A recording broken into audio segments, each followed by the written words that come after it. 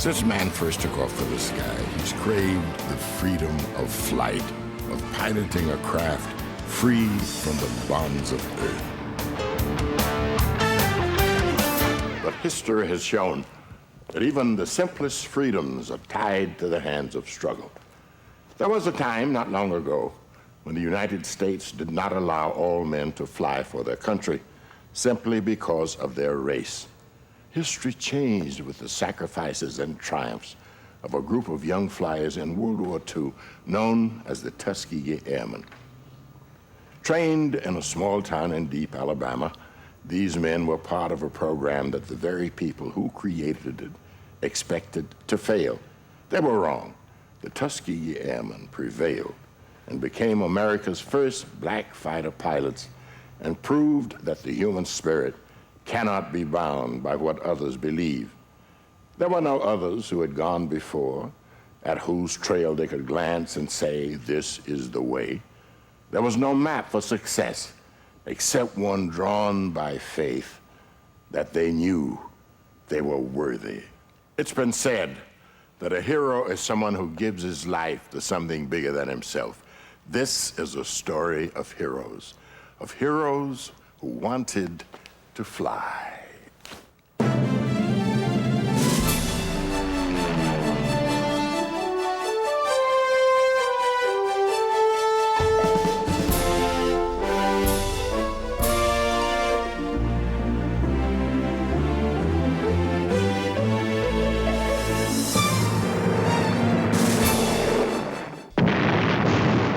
The year is 1943. And the world finds itself in its second all-out war. Despite 4 years of Allied resistance, Hitler and his cronies still hold the bulk of Europe hostage. That May, in French Morocco, on a patch of grass at the foot of the Atlas Mountains, a recently arrived combat fighter squadron from America prepares for combat. The U.S. Army Air Force's 99th Fighter Squadron has a feature that distinguishes it, ground crew to pilots, from all others. It is the first all-black Air Force combat unit, and just getting to the war zone was a battle in itself. The Army Air Corps was going to send the 99th to Liberia. And really and truly what they were doing was avoiding a relationship between black Air Corps people and white Air Corps people. There were the North African landings on 11 November 1942. But the minute that that happened, it meant that Liberia was out of the question because there was no reason to have any Army Air Corps capability in Liberia. I'm sure the messages ran hot between the Pacific and Washington and between Washington and Europe. The Army's answer was to send the 99th to French Morocco until they could figure out what to do with it. We were very fortunate.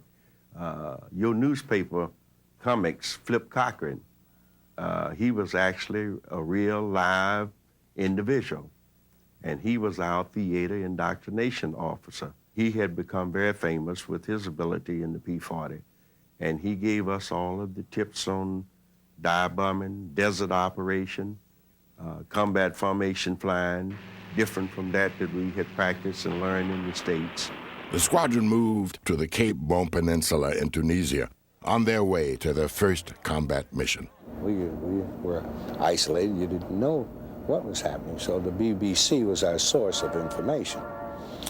And we also came across Access Sally. Hello, boys. One of the Jerry Buck calling. radio bands. And of course, she was asking the great question, what are you black people doing here? You're going to fight and die for a country that really doesn't appreciate you and doesn't want you. So what are you doing here? Why don't you go home? What are you black people doing here?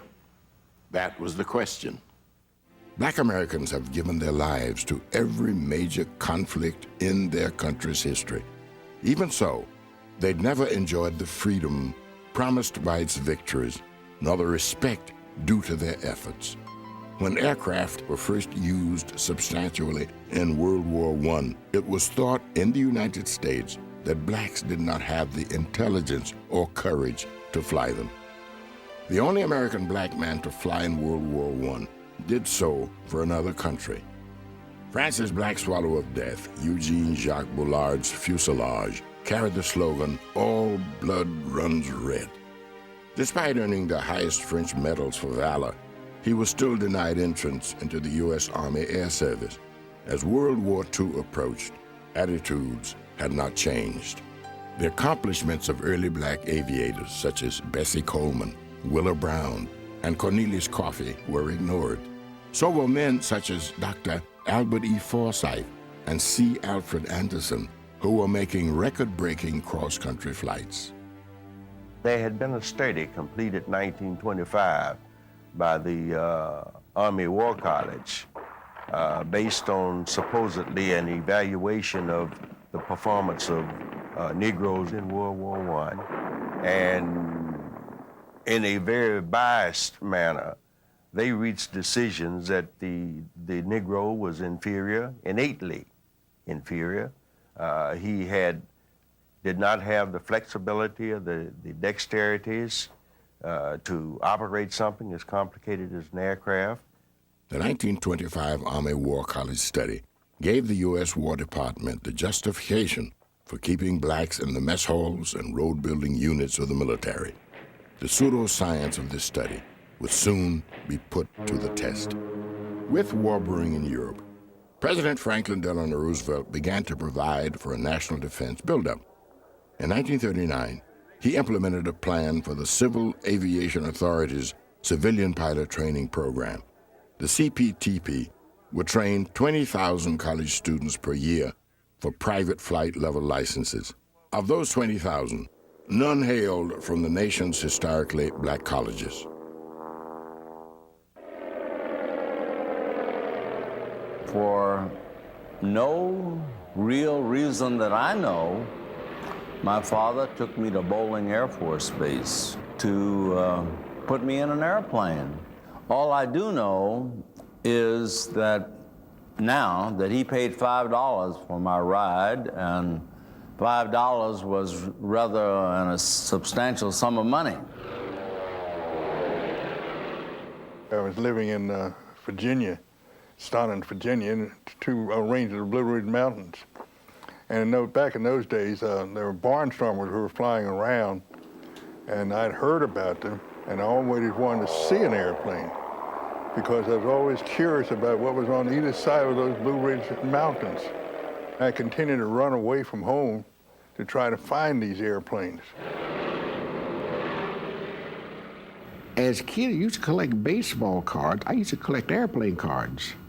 I still can't remember what I got them out of, but one of my walls was completely covered with airplanes, from the old Spads up until the newest planes in production at that time. I've always been fascinated with flying, and that's all I've ever really wanted to do was fly. A black lobbyist for government employees, Edgar G. Brown, arranged for two young black pilots to fly from Chicago to Washington to meet a little-known U.S. Senator from Missouri. Harry S. Truman was so amazed after meeting Chauncey Spencer and Dale White that he was heard to say, "If you guys had guts enough to fly that from Chicago, I got guts enough to do all I can to help you." With new allies on Capitol Hill, hope began to emerge for inclusion in the civilian pilot training program for blacks. The political pressure succeeded. Congress authorized additional funds for for the training of black pilots in the CPT program at 5 historically black colleges. Left out Hampton. They said we were the agitators.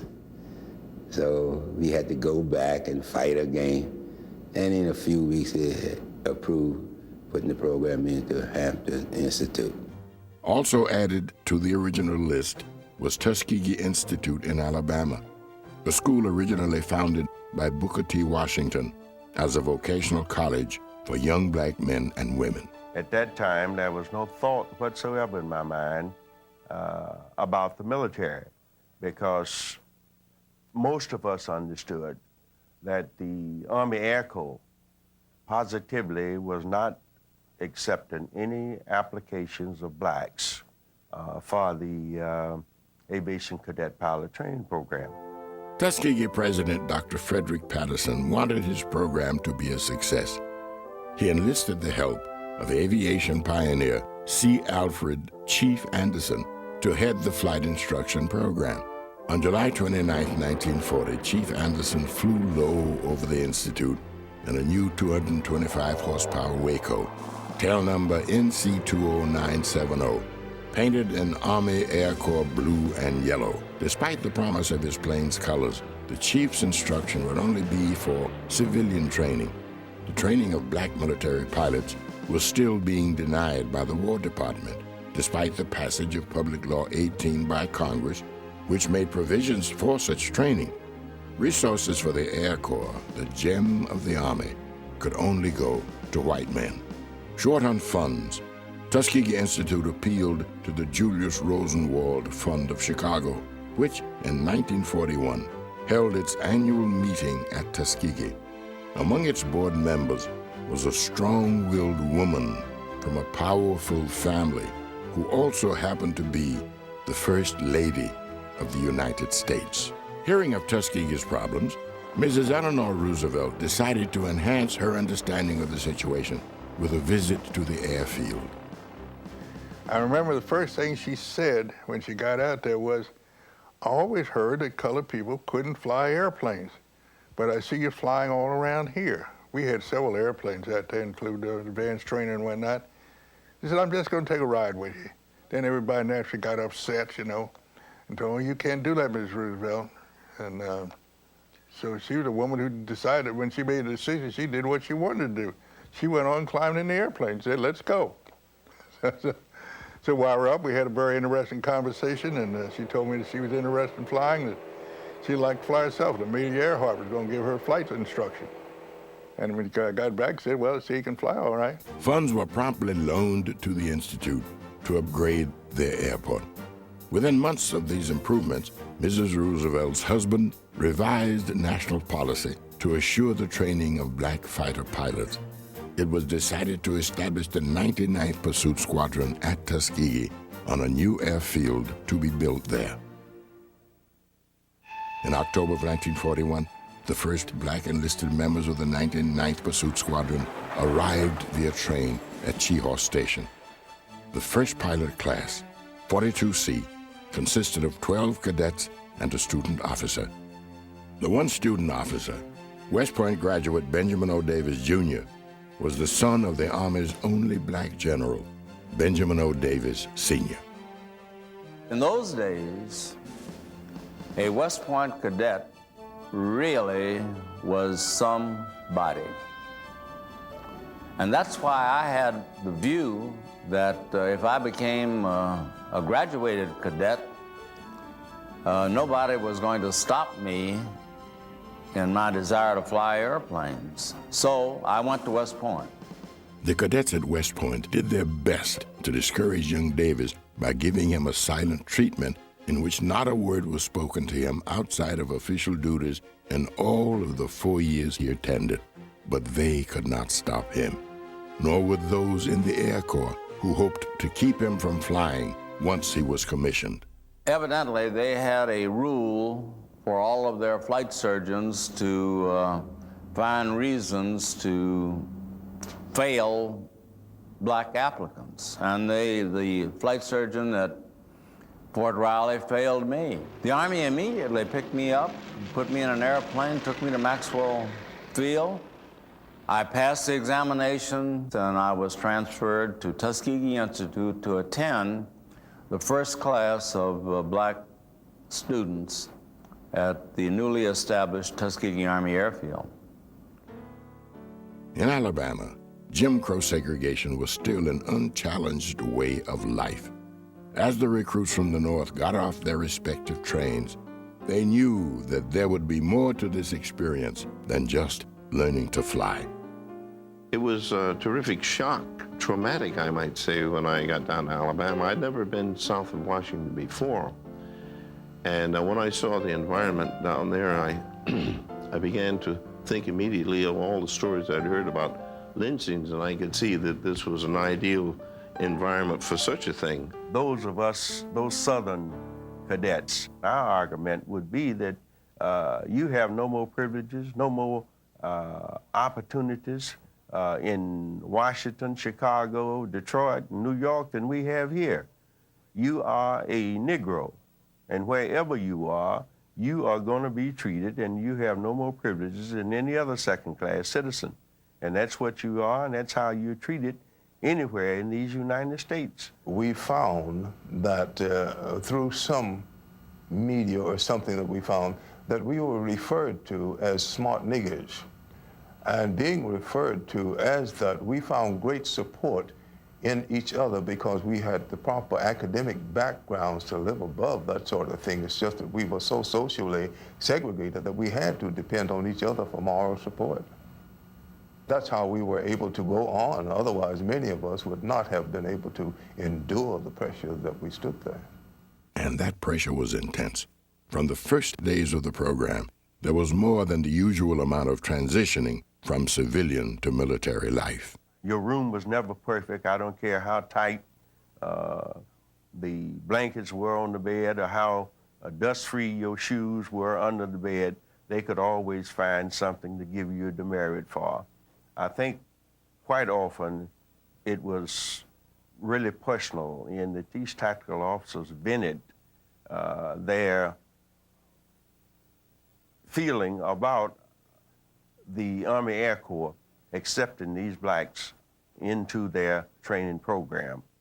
Attempts to break the cadets and the program were apparently encouraged by his first commander, Colonel Frederick von Kimball, a West Point graduate himself. With 24 years of flying experience, he enthusiastically supported segregation of the races.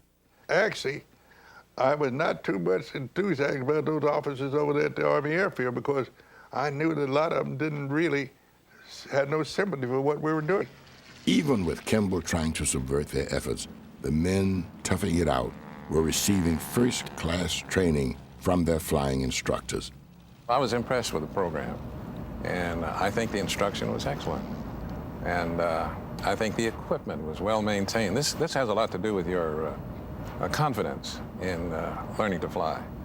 If you have confidence in the gear, the equipment, and you have confidence in the instructor, success is almost inherent.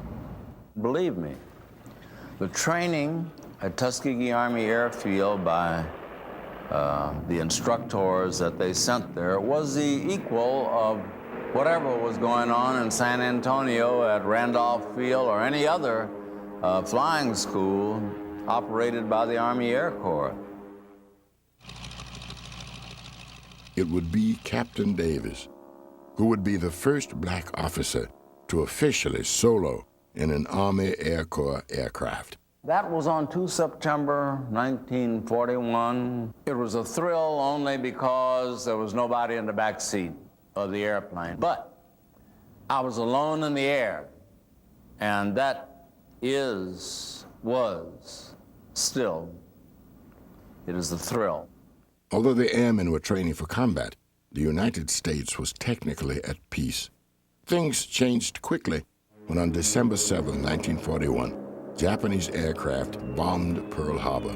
America entered the war against the Axis powers.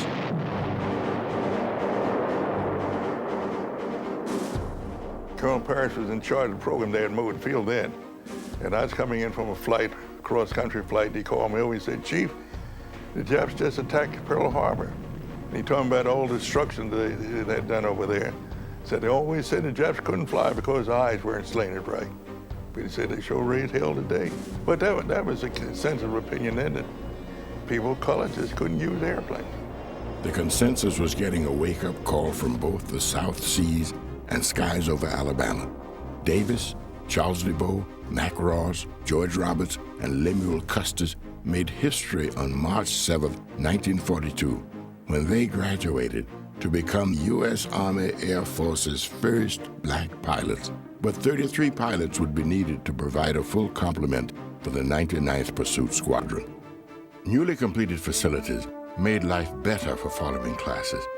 But the best improvement came when Kentucky-born Colonel Noel Parrish took over command from Kimball. He saw the people at Tuskegee, and these were men and women, as people. The men were soldiers.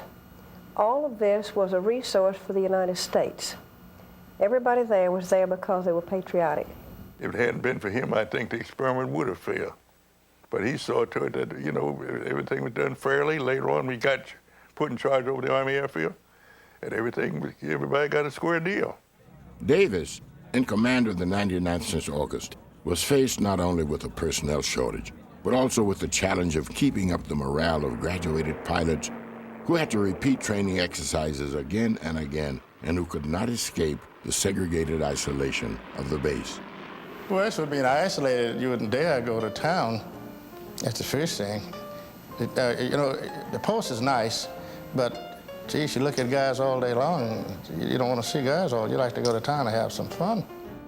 It was very cordial, nice atmosphere. But they had nowhere to go but Montgomery. That was the big city. And so they would come down and try to find a girl. Soldiers was everywhere. It was your fault if you didn't get you one. Our biggest concern was to accomplish what we were setting out to do. And that was to be good enough to get and earn our wings.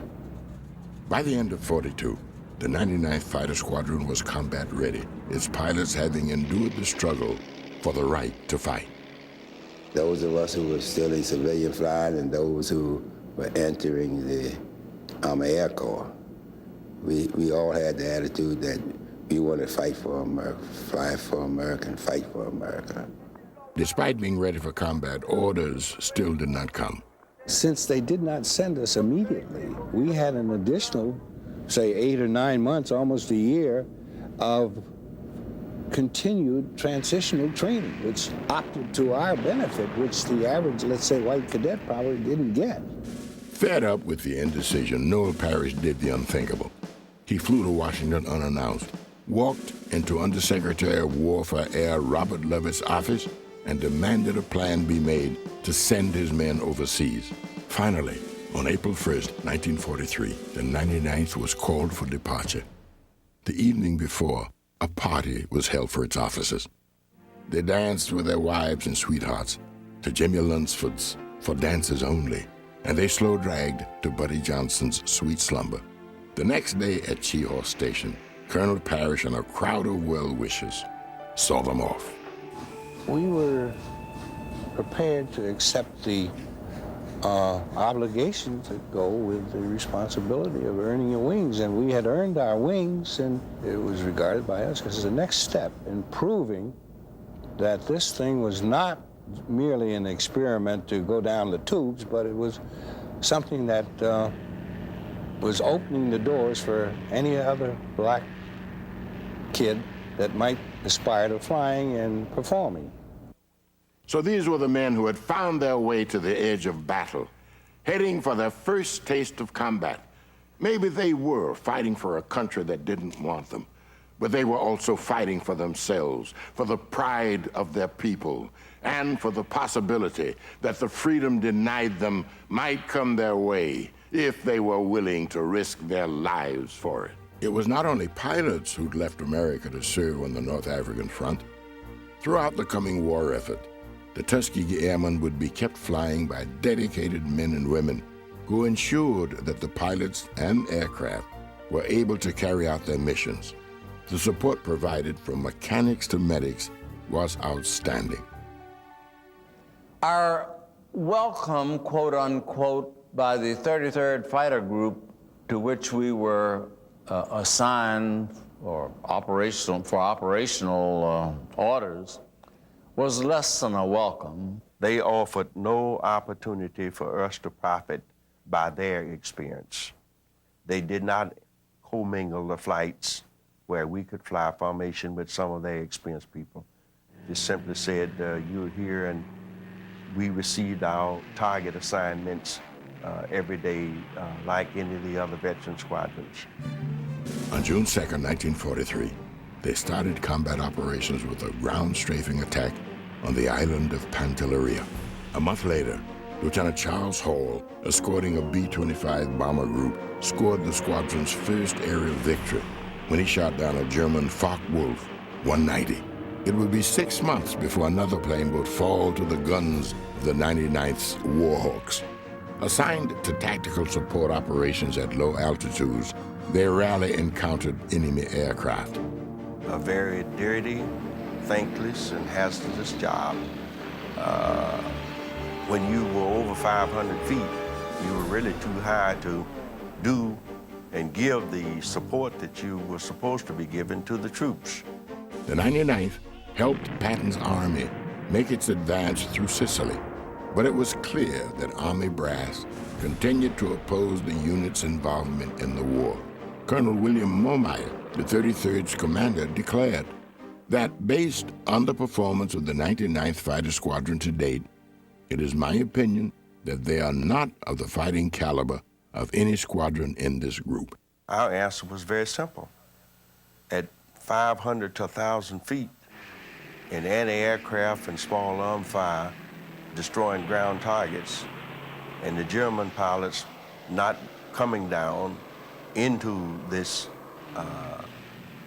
atmosphere.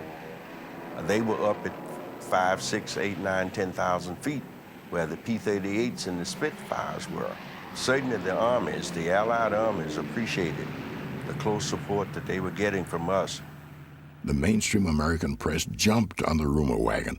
Time magazine's September 20, 1943 article, "Experiment Proved," insinuated that Top Air Command was ready to pull the 99th from combat duty and assign them to convoy support.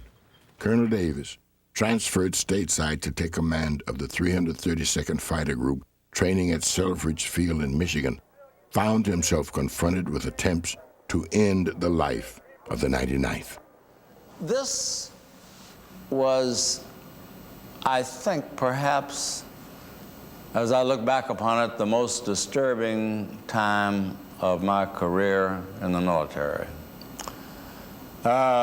We were doing a mission that I knew was not only completely satisfactory, but I knew that we were doing it very well. Army Air Forces Commander General Henry Hap Arnold visited Captain George Spanky Roberts, who'd taken over the squadron from Davis. Roberts did not think the visit went well. Arnold, never an advocate of the Tuskegee program, did, to his credit, order studies to address the questions about their performance objectively. That study, beyond any doubt whatsoever, showed that the 99th, from just about any standpoint you can imagine, was at least equal, if not superior, to some of the other P-40 squadrons in the theater. The blessing was when we got over to the east coast of Italy and were assigned to the 79th Fighter Group under Colonel E.E. Bates. Immediately, the 99th was commingled in terms of flights. This brought on a feeling of acceptance, a feeling of camaraderie, a feeling that we were in a war effort, and together and jointly we were making our contributions. Well, I was among the 4th replacement group that went over to the 99th.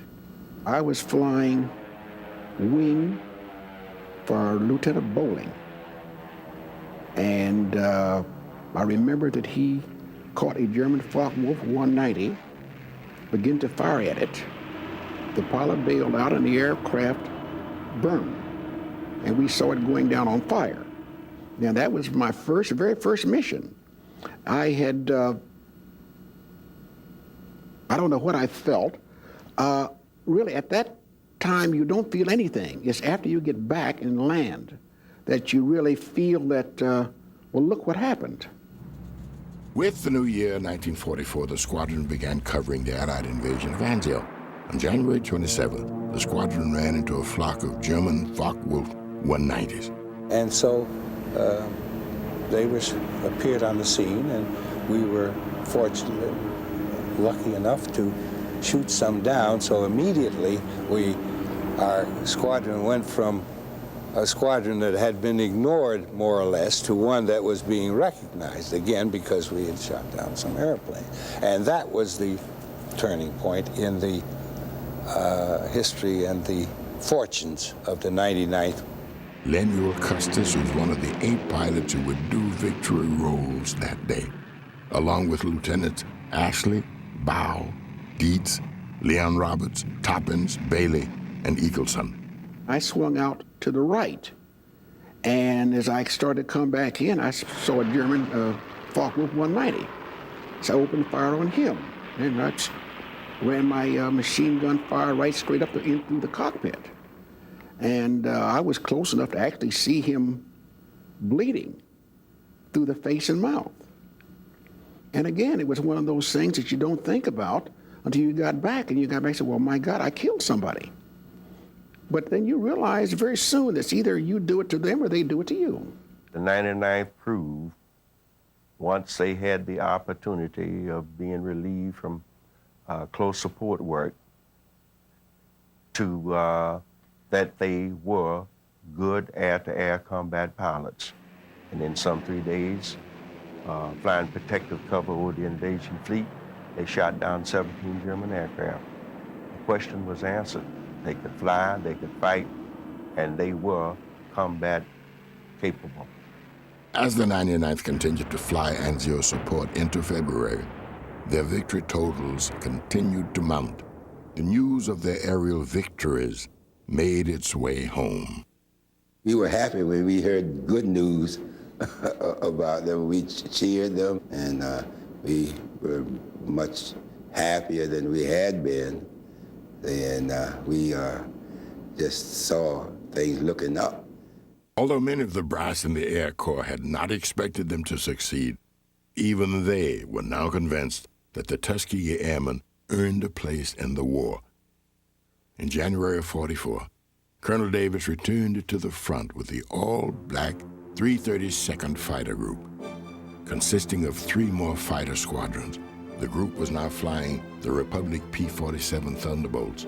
On June 25th, Lieutenants Wendell Pruitt and Gwen Pearson spotted a German warship in Trieste Harbor. Using only the aircraft's machine guns, they ignited the ship's ammunition storage area, sending the destroyer to the sea bottom. One man who took particular note of the combat excellence of the Tuskegee Airmen was General Ira C. Eaker, commander of the 15th Air Force. Carrying out strategic operations with long-range bombings, the Allies attacked the enemy's means to wage war, destroying its weapons and supplies before they could be used in combat. But on some missions, 25 or more bombers with crews of 11 men each had been lost. A recurring problem was escort pilots leaving their bombers vulnerable while off hunting kills for personal glory. The loss of life had been great. Eaker now assigned Davis's men the mission of protecting the bomber crews so that there would be no misunderstanding of their duty. Davis called an assembly and informed the pilots that if he ever received a report that anyone had left a bomber to chase after an enemy plane, he would not only ground the pilot, but subject him to court-martial. And then, to the great disappointment of the Luftwaffe, we got 51s also, and we went all the way. The P-51 was the pride and joy of the Air Force. With its fuel drop tanks, it was the war's longest range fighter. It was the superior fighter built in our country, and it was a fighter that could get up to the altitude where we could use it against enemy fighters, and if the pilot were skillful enough, he would always come out the winner. Proud of its new aircraft, the 332nd continued a tradition started on their P-47s, painting the vertical stabilizers of their P-51s red. This dash of style brought them their signature nickname, the Red Tails. Within weeks, the 99th was merged into the 332nd, which was essentially a step backwards into a segregated unit. Some of the sting was taken off, however, for the new assignment meant transitioning into better planes. The entire group was now flying Mustangs. 332nd Fighter Group, composed of the 99th, 100th, 301st, and 302nd Fighter Squadrons, in the first 40 days of its operation, in escort operations, shot down 40 enemy airplanes. We always worried about anti-aircraft fire, what was called flak, exploding shells that regularly knocked bombers out of the air. But it was most reassuring to know that once you had turned away from that target and started the long trek home, there would be fighter planes out there to protect you from possible enemy action. I remember one day when we picked them up on a mission to southern Germany. At first, there was some mix-up about the rendezvous. There were a couple of minutes delay, and I heard some racial epithets going out about these black pilots. But suddenly they appeared and moved in and did their job so well that everybody was filled with admiration. I think I recall one of those Tuskegee pilots saying something like this: "Why don't you white guys shut up? We're going to take you home." And then they did. You discover suddenly that in the face of life or death issues, the color of a person's skin doesn't amount to much. Like the old saying goes, like there's no such thing as an atheist in a foxhole. And there's no such thing as segregation when you're fighting side by side. All of the bombardment groups of the 15th Air Force welcomed the escort of the 332nd because they knew that the 332nd would go through the flak with them and meet them on the other side. They stayed with the bombers, and they never lost a single bomber that they were escorting to enemy fighters during the course of that year that we operated. The only group. I don't know of any other group. No other group equaled the record of the Red Tails, but their victories did not come without loss. Whereas most pilots flew only 50 missions before returning to the United States, the Tuskegee pilots, due to lack of replacements, fought well towards 100 missions, increasing daily their chances of injury and death. Sadly, original cadet Mac Ross lost his life in a crash while transitioning into the P-51. A total of 66 men gave their lives in the effort. We few, we happy few, we band of brothers, for he that shed his blood with me shall be my brother. The bard's words, as spoken by Henry V, they had been re-invoked during the war years to inspire unity in the Allies. But the Tuskegee Airmen would return to a country that had not studied its Shakespeare. I returned in April of 1945 back to the States. Coming down the gangplank with our duffel bags and our paraphernalia, down at the bottom of the gangplank was two great big white signs set up, Negro personnel and white personnel. Now, we weren't treated that way overseas. We were treated as men among men with a combat job to do. And I'm telling you, that buckled my knees. And then further on, to find out that the prisoners of war who had been part of the Axis mites, who were stationed at Fort Dix, had free run of the base, we still had to sit in the theater behind velvet ropes, and they could go to the BX, and there was no segregation for them. At home during the war, blacks had taken up a double V battle cry, determined to achieve victory over Hitler overseas and over Jim Crow at home. Having secured the first V during the war, the returning airmen were hit with the prospect that they themselves would still have to win the second at home. It's difficult for a man who's one of the best skilled pilots on the planet, who has faced death at 30,000 feet, to believe he's not fit to have a drink at his own base, especially if he saved the life of one of the men at the bar. It's simply not possible for that man to sit at the back of the bus and smile. It's not surprising that blacks of the war generation would create the atmosphere in which a man named Jackie Robinson would steal the home plate of America's favorite pastime, and a young preacher from Atlanta would lead a bus boycott in 1955 in the same Alabama town where 15 years earlier the Tuskegee Airmen took their R&R. The Tuskegee Airmen's contribution to the movement in civil rights was made clear in 1948 when the President of the United States issued Executive Order 9981, which led to the integration of the American military by mandating equal treatment regardless of race. This would provide the foundation for more sweeping civil rights legislation in the decades that followed. That president, whose quick political rise was called a queer accident of democracy by Time magazine, was Harry S. Truman, the ex-senator who helped to get the airmen off the ground. As I look back upon my life, there was nothing that happened to me that even approaches the experience I had with the Tuskegee Airmen. Lieutenant General Benjamin Davis, Jr. once remarked that the privileges of being an American belong to those brave enough to fight for them. In a democracy, it is most often the people denied its rewards who assume the duty of upholding its truths, who force it to realize its most wonderful possibilities, since only they can know the real effect of its unkept promises. The Tuskegee Airmen are extraordinary because they know what it means to fight for America, what it means to fight to be an American. They know what it means to fight as a man, with the appreciation of the fight it takes to be considered a man.